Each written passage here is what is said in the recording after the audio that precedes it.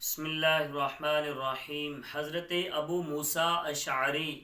رضی اللہ تعالی عنہ کا ارشاد ہے کہ اللہ کے نبی صلی اللہ علیہ وآلہ وسلم نے فرمایا،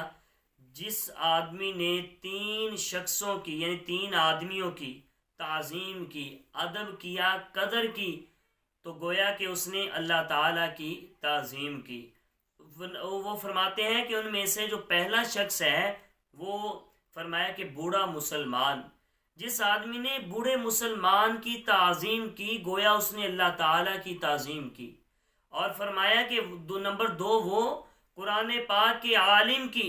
جو شخص قرآن پاک کے عالم کی تعظیم کرے گا تو وہ عالم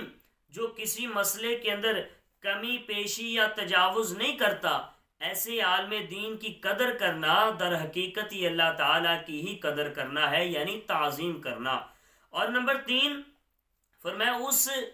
بادشاہ کی، اس سلطان کی، اس حاکم کی، فرمایا جو انصاف کرنے والا ہو، جو انصاف کرنے والا حاکم ہو، جو آدمی اس کی قدر کرے گا، تعظیم کرے گا، تو گویا کہ وہ اللہ تعالیٰ کی تعظیم کرے گا۔ فرمایا قرآن مجید کی خدمت کرنے والے فقراء، جنہوں نے دوسرے طبقوں کی طرح جو چند گھنٹے دفتروں میں کرسیوں پر بیٹھ کر چائے بسکٹ وغیرہ پی کر لاکھوں روپیہ جو ہے وہ ماہانہ اپنے گھروں میں جمع کر لیتے ہیں، کبھی جلوس نہیں نکالے، کبھی جو ہے وہ ہماری تنخواہوں کے اندر اضافہ کرنے کی کبھی جو ہے انہوں نے شکایت نہیں کی، صبر و شکر کے ساتھ